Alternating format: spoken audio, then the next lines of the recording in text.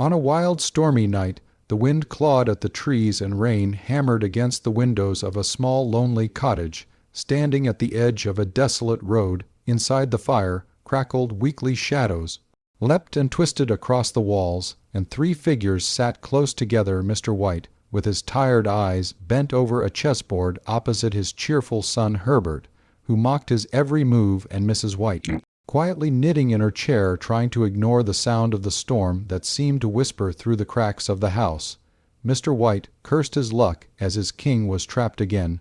Herbert laughed, teasing his father, while the storm outside grew fiercer, every thunderclap shaking the house, until suddenly there came a knock at the door, slow, heavy, deliberate, a knock that cut through the storm like a dreadful omen. When the door creaked open, a tall figure stepped inside, Sergeant Major Morris, an old soldier, his boots dripping water, his eyes shadowed as if carrying memories too heavy for one man to bear. He warmed himself by the fire and spoke in a voice low and weary of his travels in faraway lands, and of strange charms and darker magics. Then with trembling hands he drew from his pocket a shriveled monkey's paw. The sight of it made Mrs. White recoil. Herbert laughed nervously, calling it a witch's talisman, but Morris's voice grew grim as he explained that a fakir had cursed the paw to prove that fate ruled men's lives. It would grant 3 wishes, 3 only, but each wish would twist itself into horror and ruin. He spoke of men destroyed by greed, of families torn apart by their own desires, and as his voice deepened, the storm outside seemed to echo his words with louder howls, desperate to warn them. Morris, in fear, hurled the paw into the fire, but Mr. White, his curiosity burning, snatched it out despite Morris's shout of warning. And that night, when the soldier had gone, the family sat staring at the paw on the table. Herbert teased his father, daring him to use it, while Mrs. White, half in jest, half in dread, asked what they would wish for with a nervous laugh. Mr. White held the paw and whispered his wish for £200, enough to free them of debt.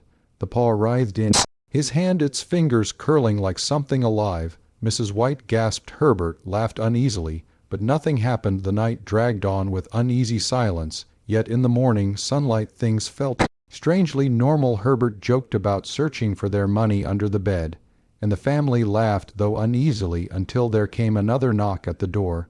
This one timid and sorrowful. A well-dressed man stood outside, hat in hand, his face pale as the grave, his voice faltering as he delivered his dreadful message. Herbert had been caught in the factory machinery, the details too terrible to speak aloud. He was gone forever, and though the company sent £200 in compensation, the money was as cold and heavy as the coffin that would soon carry their boy. Mrs. White screamed in despair, her heart torn apart, while Mr. White sat frozen, staring at the cursed paw on the table, his hands shaking. Shadows in the room lengthened, mocking their grief. Days passed in suffocating sorrow.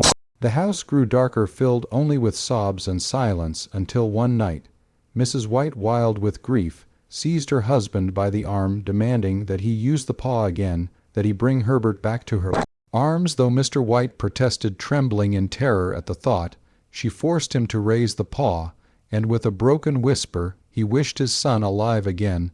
The fire sputtered low, the wind outside stilled, and the silence grew so deep it felt as if the world itself was holding its breath. Then came the sound, faint at first, then louder, the dragging of feet, the thud of something unnatural moving closer, until finally a thunderous knock rattled the door. Again and again the cottage shook with each blow. Mrs. White cried with joy, convinced her boy had returned. She fumbled desperately at the lock, while Mr. White, frozen in horror, imagined the twisted, mangled corpse of his son risen from the grave, pounding at their door. The knocking grew faster, harder, furious, as if the dead demanded entry. Mrs. White screamed, struggling with the bolt, while Mr. White, drenched in sweat, clutched the paw one last time, and with all his strength made his final desperate wish that the thing outside the door would vanish forever. At that very moment the door burst open, the storm wind swept inside, and the night lay empty. Nothing stood outside, no sun, no shadow, only darkness and silence. Mrs. White collapsed to the floor, wailing in despair, while Mr. White dropped the cursed paw, which curled into a tight fist, as though mocking them. The fire flickered out, leaving the house in cold, eternal darkness, where only echo of the knocking seemed to linger in their minds forever.